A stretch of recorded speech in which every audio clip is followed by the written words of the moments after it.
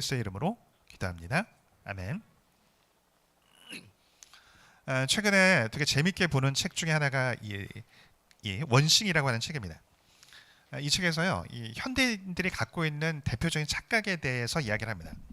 우리가 다 그렇게 생각하잖아요. 성공하기 위해서는 성실해야 된다. 성실이 답이다. 이렇게 생각을 합니다. 그게 맞는 얘기이기도 하고 또 절반은 또 틀린 얘기이기도 하더라는 거죠. 우리는 이제 성실하게 더 많이 배우고 더 많이 움직이고 더 많은 인맥을 쌓으면 성공할 수 있다. 이렇게 다 생각을 하거든요. 근데 이 책은 뭐라고 얘기하냐면 우리가 성과를 더 큰 성과를 내지 못하는 이유는 너무 많은 것을 하려고 하기 때문이다. 이렇게 얘기를 합니다. 오히려 삶에서 군더더기를 떼어내고 단 하나의 그 본질에 집중을 해야 된다. 그게 성공을 향한 가장 빠른 길이다. 이렇게 얘기를 하는 겁니다. 그러니까 지금 하는 일 중에 굉장히 이 본질적인 것들이 있다는 거예요. 그 핵심적인 것 한 가지에 집중을 해야 한다. 이 얘기를 하는 겁니다. 그럼 다른 게 따라온다는 거죠. 그래서 요즘에 아마 우리 가운데도 그런 분들 많이 계실 것 같은데 투두리스트, 할 일 목록을 이렇게 쭉 적어놓고 그것을 지워가면서 성취감을 느낀단 말이에요. 근데 이 책에서 뭐라고 얘기하냐면 그게 유익이 있는데 위험성도 있다. 이렇게 얘기합니다. 왜요? 사소한 것까지도 다 적어서 그거를 사소한 것까지도 다 중요하게 만든다는 거예요. 그래서 진짜 삶을 생산적으로 만드는데 방해도 있다. 이렇게 얘기를 하는 겁니다. 근데 이 얘기를 들으면서 아마 그런 질문이 드는 분들도 분명히 있을 거예요. 야, 이거 너무 표피적인 얘기 아닌가? 아니, 해야 할 일이 얼마나 많은데 어떻게 한 가지에 집중하라고 하나? 할 일이 얼마나 많은데 한 사람이나 가능하지? 이런 얘기를 할 수가 있을 거예요. 근데 제가 예를 하나 들어볼게요. 한 학생이 있는데 체크리스트가 너무 빡빡해요. 왜요? 우선 체력이 너무 저질이에요. 너무 쉽게 피곤해서 걸핏하면 감기를 달고 삽니다. 또 공부를 해야 하니까 공부를 열심히 하려고 하는데 할 마음이 있어요. 근데 체력이 약하니까 자꾸 쉽게 피곤해지고 집중력이 떨어지니까 효율성이 매우 떨어지는 거죠. 그러니까 공부도 원하는 대로 안 되니까 스트레스는 만땅으로 받아요. 그럼 스트레스 받으면 어떻게 됩니까? 자꾸 뭘 먹게 되거든요. 그러니까 몸이 살이 찌고 건강이 나빠지는 거죠. 또 이런 상태니까 말도 자꾸 피곤하니까 쉽게 실수를 하고 또 관계도 쉽게 어그러지는 겁니다. 또 그러니까 자신감도 상실하고 자존감도 떨어지죠. 그러니까 이 친구의 투두리스트 목록을 보면 아주 빡빡해요. 병원에도 가야 되고 다이어트를 위해서 식이요법도 해야 되고 학생이 공부도 해야 되고 또 잘못된 관계에도 신경을 써야 되고 또 마음을 다스리는 문제에도 또 신경을 써야 되고. 근데 이 친구는 이 목록을 매일 성실하게 열심히 해도 항상 시간은 부족할 겁니다. 근데 이 친구가 해야 할 한 가지가 뭘까요? 운동이에요, 운동. 뭐 피곤함, 뭐 집중력 저하, 뭐 잦은 감기 이런 거 하나하나 해결하려면 끝이 없어요. 체크리스트 목록을 성실하게 감당을 한다고 해도요, 이 친구의 삶이 근본적으로 바뀌는 건 분명히 한계가 있을 거예요. 근데 규칙적인 운동을 습관하면 어떻게 될까요? 체력, 면역력, 어떤 정신적인 것, 집중력 다 개선이 돼서 굉장히 많은 문제가 한 방에 해결될 수 있다고 하는 것이죠. 여러분 학생들도 그렇습니다. 이런 공부를 못하는 학생이 꼭 공부 양이 적냐? 아닐 수 있더라고요. 공부 양은 많고 굉장히 열정이 있어요. 근데 본인은 성품 자체가 성실해서 열심히 하는데 공부를 못하는 학생들의 공통점이 있더라고요. 그게 뭔지 아세요? 개념이나 정의를 우선으로 공부하지 않아요. 계속 난 열심히 해야 된다. 문제를 많이 풀어야 한다. 이렇게 하면서 생각하면요. 열심히 해도 효율이 굉장히 떨어집니다. 그러니까 많은 문제가요. 우리 삶에 굉장히 많은 문제가 우리는 성실성의 문제라고 생각하는데 어쩌면 초점을 못 맞춰서 생기는 문제들이 굉장히 많다고요. 여러분 볼링 칠 때 우리 10개 핀을 다 보고 치나요? 아니에요. 1번 핀만 보고 쳐요. 킹핀이라고 하죠. 그거 하나를 정확하게 맞추면 나머지는 저절로 다 없어지거든요. 근데 어떤 사람은 10번 핀이 어려우니까 그것만 노린다고 생각을 해보자고요. 근데 인생에서 그런 사람들이 너무 많아요. 실제 삶의 초점을 우리가 잘 못 맞춘다고요. 저도 이 책을 읽으면서 내가 좀 더 맞춰야 하는 게 참 많구나라는 생각들을 하게 되더라고요. 근데 내 인생의 답은 성실성이다. 그래서 내가 원래 하고 있던 일들을 더 빠르게 진행을 하면 된다. 여러분 이렇게만 생각하면 안 돼요. 그러면 그 문제에 결코 빠져나오지 못할 가능성이 매우 높습니다. 여러분 이 책의 내용이 각도가 다르긴 하지만 오늘 본문에서 예수님이 하시는 얘기예요. 오늘 본문은요, 예수님께서 십자가에 달리시기 직전에 제자들에게 마지막으로 유언처럼 하신 말씀이거든요. 이전과 달리 굉장히 무거운 분위기에서 제자들에게 너무나 충격적인 얘기를 지금 하시는 거예요. 큰 핍박이 올 거라고. 그래서 내가 너희를 떠나게 될 거라고. 내가 십자가에 달리게 될 거라고. 그리고 이 세상 임금이 오게 될 거라고. 그러니까 너희가 예전에 복음 전하러 갔을 때 전대도 갖지 말고 배낭도 갖지 말고 나가라고 했는데 이제는 전대도 챙기고 배낭도 챙기라고. 여러분 이게 제자들 입장을 생각해 보세요. 우리는 이제 이후에 일어날 일을 다 아니까 그렇지만 그 앞에서 예수님의 이 무거운 분위기에서 하신 말씀을 듣는 제자들의 마음은 어땠을까요? 여태까지 어려운 문제는 예수님이 다 앞에서 다 막아주셨단 말이에요. 예수님이 다 보호해 주셨어요. 근데 그 보호막이 다 없어지는 거예요. 아니 예수님이 우리랑 함께 계속 계신 줄 알았는데 가버리신다고? 우리만 남겨두고 떠나버리신다고? 우리 어떡하라고? 이제 이 세상 임금이 와서 엄청난 핍박이 온다고? 여러분 제자들은 멘붕 상태예요. 예수님이 이제 안 계신다면 이제 이 변화된 상황에서 우리는 뭘 해야 되나? 근데 여러분 이때 예수님께서 딱 한 가지를 반복적으로 말씀하십니다. 그게 뭐예요? 내 안에 거하라입니다. 4절 이하에 뭐라고 말씀합니까? 내 안에 거하라. 나도 너희 안에 거하리라. 가지가 포도나무에 붙어있지 아니하면 스스로 열매를 맺을 수 없음같이 너희도 내 안에 있지 아니하면 그러하리라. 나는 포도나무요 너희는 가지라. 그가 내 안에 내가 그 안에 거하면 사람이 열매를 많이 맺나니 나를 떠나서는 너희가 아무것도 할 수 없습니다. 사람이 내 안에 거하지 아니하면 가지처럼 밖에 버려져 마르나니 사람들이 그것을 모아다가 불에 던져 사르느니라. 내 안에 거하라고 계속 반복해서 말씀을 하세요. 너희가 너희 힘으로 두려움이 오고 무서움이 올 때, 무거운 일이 올 때 너희가 그 문제를 해결하려고 하지 말고 그럼 너희는 말라버릴 거라고. 사람들에게 오히려 버림받게 될 거라고. 불에 던져 살라지게 될 거라고. 여러분들 내 안에 거하라는 게 어떤 의미예요? 예수님이 지금 우려하시는 게 뭐예요? 왜 예수님이 이 말씀 계속 반복적으로 강조를 하실까요? 상황을 하나님보다 더 크게 생각하지 말라는 겁니다. 여러분 예기치 못한 상황이 발생을 하면요, 이 문제는 하나님과 상관없이 일어날 일처럼 보여요. 하나님 나한테 이렇게 지키시고 계실 거라고, 나한테 이렇게 공급하시고 이렇게 역사하시고 난 이렇게 인도하실 거라고 생각을 하는데 우리 나름대로 다 이런 게 있거든요. 근데 인생 가운데 어느 때는요 전혀 예상치 못한 변수가 굉장히 강력하게 들어올 때가 있어요. 그럼 제일 먼저 두려움이 옵니다. 이거 하나님과 상관없이 일어난 일 아니야? 어떻게 이런 일이 나한테 일어날 수 있어? 그러면 하나님보다 상황이 더 크게 느껴져요. 지금 제자들에게 지금 앞으로 벌어질 일은요 자신의 예측을 압도적으로 벗어난 일이었어요. 하나님의 통제권이 없이 그냥 그 주도권이 사람에게 있고 악인들에게 있는 것처럼 보이는 상황. 예수님이 끌려가서 죽임을 당하는 이런 상황이라고요.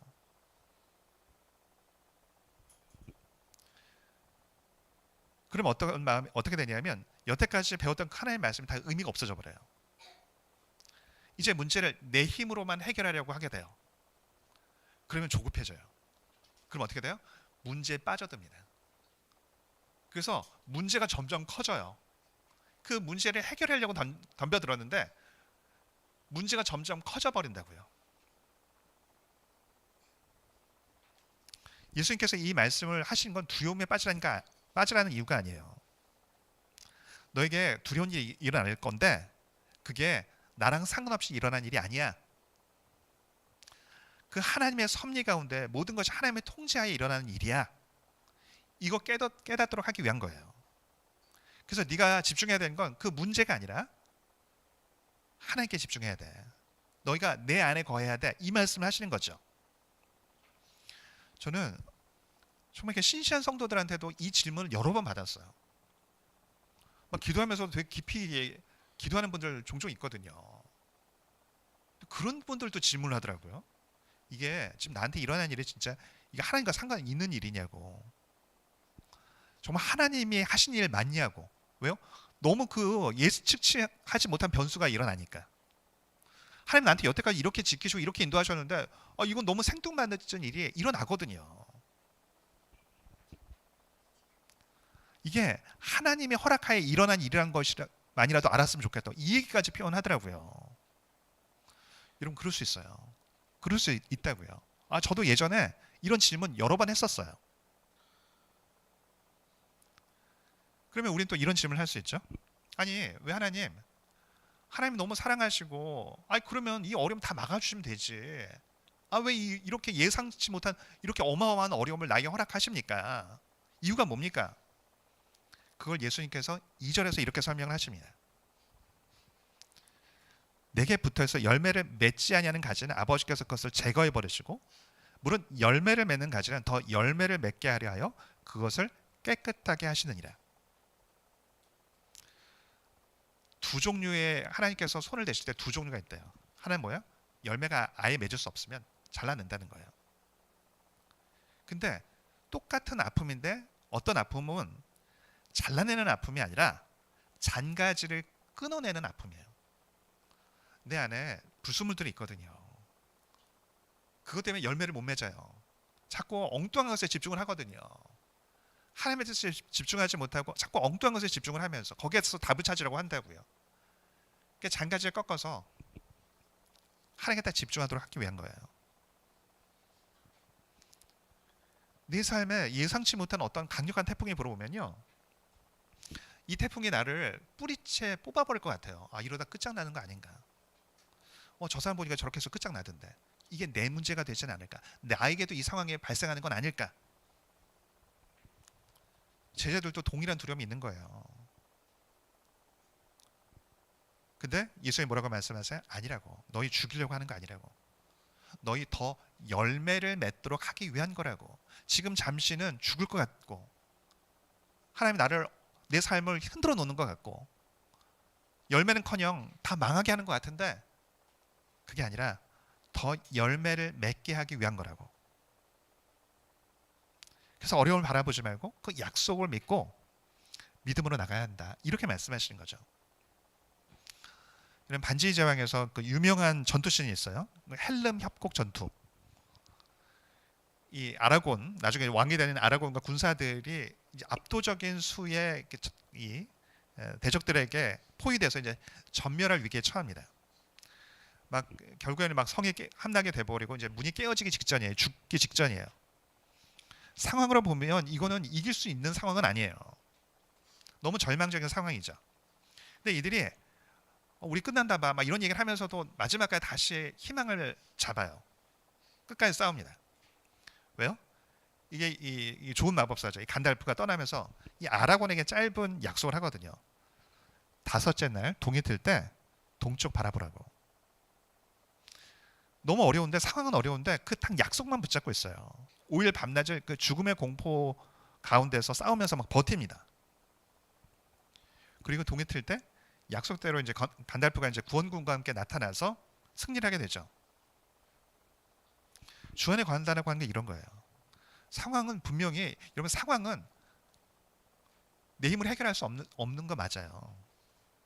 내가 악을 써도 해결할 수 없는 상황일 수 있고 때로는 어떤 사람은 그 상황 가운데 넘어진 사람도 있을 수 있어요. 근데 하나님이 나에게 그 상황을 허락하신 것은 나를 죽이려고 하는 것이 아니라는 걸 믿는 거예요. 끝까지 그 믿음의 자리를 지키는 겁니다. 이게 하나님 안에 거하는 거거든요.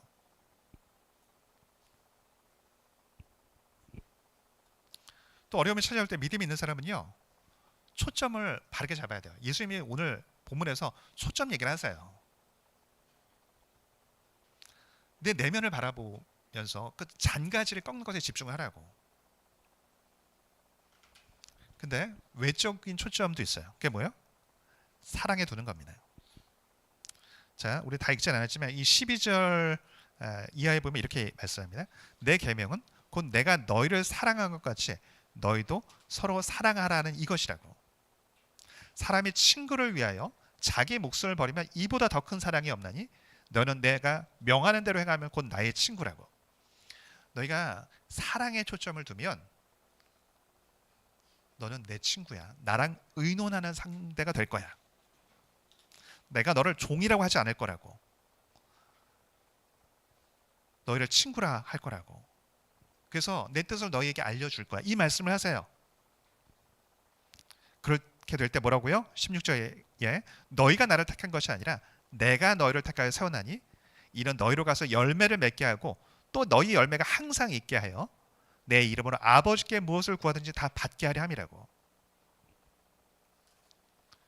너희가 사랑의 초점을 두게 될 때 열매를 그때 맺게 될 거야. 즉 안으로는 잔가지를 꺾고 밖으로는 다른 사람에게 사랑을 베풀려고 애를 쓸 때. 오히려 예수님이 지금 너희에 굉장히 큰 어려움이 있는데 지금 이 얘기를 하신 거예요. 너희 필요와 부족에만 집중하지 마. 다른 사람의 아픔을 이해하면서 섬겨야 돼. 이게 너희가 열매를 맺는 비결이야. 여러분, 이게 제가 예전에는 이게 그냥 성경이니까 하는 얘기인 줄 알았어요. 근데 점점 제가 깨닫는 게 뭐냐면요, 이게 살면 살수록 열매 맺는 핵심 비결이에요. 예를 하나 들어볼게요. 여러분, 모임에 갔는데 아는 사람이 없어요. 너무 어색하죠. 제일 먼저 드는 생각이 뭐예요? 누가 나 이상하게 보면 어떡하지? 나 왕따로 보면 어떡하지? 그런 두려움 때문에 때로는 등에 식은땀 날 거예요. 그때 마음 먹겠죠. 아, 내가 마음 편하게 가져야 돼. 내가 이렇게 어색하게 행동하면 안 돼. 여러분, 그렇게 할 때 어색함 사라지나요? 안 사라집니다. 더 힘들어져요. 여러분, 그럴 때 할 수 있는 좋은 방법이 뭔지 아세요? 다른 어색해하는 사람이 누군가를 보는 거예요. 내가 돌봐줘야 할 사람이 누군가. 그러면요, 여러분, 그 어색함에서 빠져나올 수 있어요. 그것뿐만 아니라 되게 멋있는 사람이 될 수 있습니다. 왜요? 다 똑같은 생각하고 있거든요. 다 어려워요. 누가 나 좀 아는 척 해줬으면 좋겠다가 다 생각하고 있다고요. 그 힘든 것을 누군가 알아봐주고 손을 내밀어 준 사람은 너무 고마운 사람이에요. 삶의 태도가 이와 같아야 돼요. 여러분, 내 문제를 바라보면요, 점점 더 가라앉고 무거워집니다. 여러분, 내 문제 해결하고 나서 하겠다고 여러분 못 빠져나와요. 그 문제에서 못 빠져나온다고요. 염려에서 빠져나오는 가장 좋은 방법은 뭐냐면요, 초점을 내 유익이 아니라 다른 사람의 유익으로 바꾸는 겁니다. 다른 사람이, 아픈 사람이 누군가, 힘들어하는 사람이 누군가. 나에게 집착하면 집착할수록 염려, 두려움, 걱정 점점 더 무거워진다고요. 하나님, 나가 이거 놓아주시면 그때 잘할게. 안 된다니까요. 그게 풀어져도요, 다른 게 들어와요. 왜요? 내 초점 자체가 항상 나였으니까. 근데 여러분, 다른 사람 섬기려는 초점을 가지면요, 달라져요. 여러분, 우리 그 세 가족, 우리 온지 한 2달 정도 됐나요? 제게 굉장히 특별한 은혜를 주세요. 보면 문자 그대로 처음에 왔을 때, 한 2달 전에 왔을 때, 이게 신약 구약도 몰랐거든요. 이게 성 공부할 때 이게 말씀 필요하고 하니까 막 그 찬송가 이렇게 뒤적거리는 걸 보면서, 아, 진짜 문자 그대로 새삥이구나, 진짜 새 가족이다, 이렇게 생각을 했었습니다. 근데 지금 2달도 안 됐는데요, 제가 놀랐던 게, 먼저 우리 자매님이 먼저 이제 기도를 하면서 성령 체험을 한 거예요. 그리고 일주일 한 며칠 후에 초등학교 다니는 아들 위해서, 학교 가기 전에 아들 위해서 기도를 할 때 아들도 성령 체험을 한 거예요. 한 5분가량 그 성령의 그 은혜 가운데서 물도 못 마시고 있었다고 얘기를 하더라고요. 저 진짜 깜짝 놀랐거든요. 아니, 막 10년, 20년씩 정말 하나님 나 이렇게 체험할 수 있게 해달라고 이렇게 하는데 못 받는 사람 태반이거든요. 아니, 언제 2달도 안 됐는데 왜 하나님 이렇게 하시지? 처음에 딱 든 생각이 이 생각이더라고요. 왜 하나님 이 가정은 왜 이렇게 특별하게 하시지? 물론 여러분 가끔 특별하게 역사하실 때가 있어요. 여러분 미사에 있을 때 몇 년 전에 그런 적이 있었거든요. 청년 한 명이 사실은 이제 그 수술하고 병원에 수술하고 왔었어요. 근데 병원에서 뭐라고 얘기했냐면 제 기억이 아주 정확하지 않은데 20대 후반인가 30살 되기 전에 이제 어, 죽을 거다 이제 이렇게 사실 선고가 내렸었어요. 근데 교회에서 기도를 하다가 그 이제 불세례라고 얘기하죠.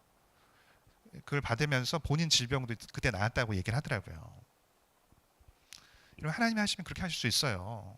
근데 저는 그때는 뭐 하나님이 하시니까 그렇게 하실 수 있다. 그냥 그렇게 생각을 했거든요. 그때 뭐 본인 믿음도 있었고. 근데 이 케이스는 참 드문 케이스거든요. 세 가족인데 아무것도 모르는데 왜 하나님이 이렇게까지 하시나? 왜 아들한테까지 이렇게 하나님께서 막 성령을 주시고 하시지? 너무 어려운 상황이어서 그러나? 물론 지금 어려운 상황이 있긴 있어요.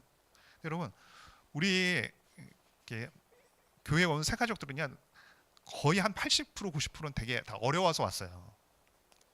자살 시도하고 오기도 하고 동반 자살 막 심각하게 고민하던 온 분도 있고 이혼 당해서 오고 한 게 아니라 이혼을 당하고 오고 뭐 영적으로 문제 있는 성도들도 있었고 뭐 정신과 약을 종류별로 먹기도 했고 물론 아쉬운 건 이제 회복되고 좀 근처로 가서 좀 아쉽긴 하지만 그러니까 지금 되게 어려운 문제가 있는 건 맞는데 누가 봐도 아예 압도적으로 어렵냐 꼭 그건 아니거든요. 여러분 제가 세 가지 성공 공부하면서 이해를 했어요. 왜 하나님이 이렇게 하시는지. 오늘 말씀대로 하는 거예요. 오늘 말씀대로. 지금 가정에 너무너무 어려운 문제들이 있단 말이에요. 억울하게 지금 소송도 걸려있고 지난번 간증했던 것처럼 그 속에서 마음도 너무너무 힘들고 또 억울하니까 또 자녀에 대한 어떤 또 기도의 제목들도 있고 본인이 처음 왔을 때 그런 얘기 하시더라고요. 자기는 이 잘못된 것을 잡는 것이 당연한 거라고 이렇게 생각한다고. 근데 말씀 들으면서 성공부하면서 하나님이 내가 어떠한 죄인지를 깨닫게 하시는 거예요. 나는 성실하게 정직하게 열심히 살았다고 생각을 했는데 말씀이 보이니까 내 죄가 보이기 시작을 한 거죠. 이전에 억울한 상황은 보였는데 그 너머에 하나님의 섭리가 보이기 시작한 겁니다. 그래서 이 얘기를 하더라고요. 지금 어려움 때문에 감사하다고. 너무너무 절망적이고 억울한데 이것 때문에 내가 하나님께 나와서 하나님을 만났다는 거예요. 이 상황이 나를 지금 죽이려는 게 아니라 하나님이 나를 잔까지 꺾으려고 하시는구나. 그 섭리가 보이는 거죠. 그 어려움 가운데 계속 하나님의 말씀을 붙잡고서 지금 주일 설교 듣고 나서 주중에도 이제 계속 설교를 들으면서 계속 회개하면서 나가더라고요. 그것뿐만이 아니에요. 받은 은혜가 너무 감사해서 본인 간증문을 이 주변에 이렇게 써가지고 이렇게 막 보내주고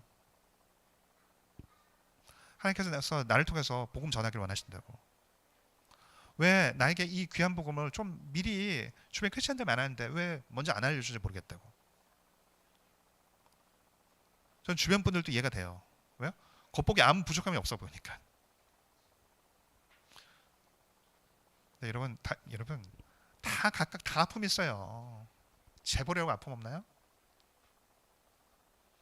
우린 보는 눈이 없어요. 내 아픔밖에 보지 못해요. 근데 내가 그 아픔을 알고 그 복음이 없을 때 그게 얼마나 답답한 건지 아니까. 지금 문제가 해결된 게 아무것도 없어요. 지금 문제 해결돼서 너무 감사하다고 당신들도 이렇게 하면 문제 해결된다 이게 아니라 예수를 만난 것 자체가 너무 좋은 거예요. 여전히 하나님께서 이 일이 어떻게 진행될지 모르지만 하나님께서 선행해 가실 것을 믿고 신뢰하니까 지금 재판 가운데서도 마음이 너무 평안했다고. 제가 하나님께서 이걸 이렇게 기뻐하시는구나. 사랑을 베풀려고 하고 잃어버린 영혼을 하나님께 인도하려고 하는 걸 이렇게 기뻐하시는 거구나. 그 사람이 이렇게 귀하게 역사하시는구나. 오늘 17절 뭐라고 말씀합니까?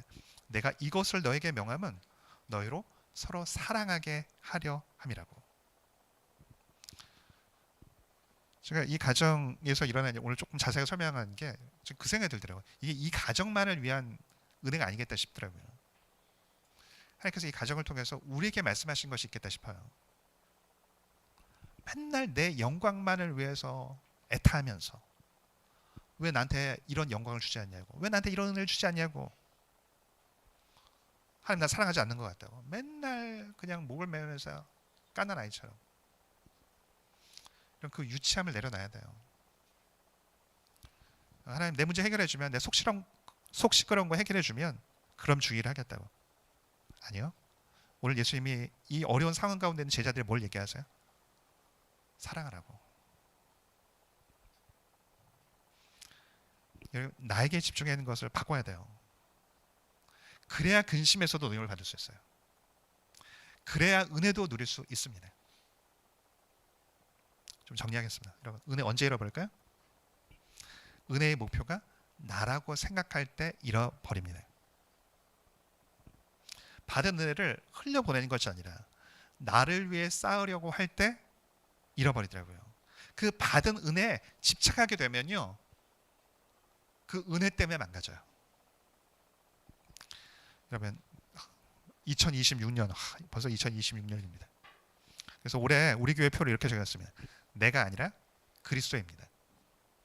자, 우리 따라하겠습니다. 내가 아니라 그리스도입니다. 내가 아니라 그리스도입니다. 여러분, 우리 좀 더 성숙해졌으면 좋겠습니다. 그래서 정말 이렇게 했더니 하나님이 이렇게 나한테 은혜를 줄 수 있는 거였어? 내 문제가 이렇게 있지만 여전히 내가 하나님께 집중을 해보니까 하나님이 나를 통해 이런 일도 하실 수 있구나. 좀 우리 그런 간증이 넘쳤으면 좋겠습니다. 나를 전하는 것이 아니라 그리스도를 전하는 것, 그것이 우리의 목표가 되어야 합니다. 나를 통해서, 우리 교회를 통해서 그런 귀한 생명 역사가 가득하게 나타나는 복된 한 되기를 축복합니다.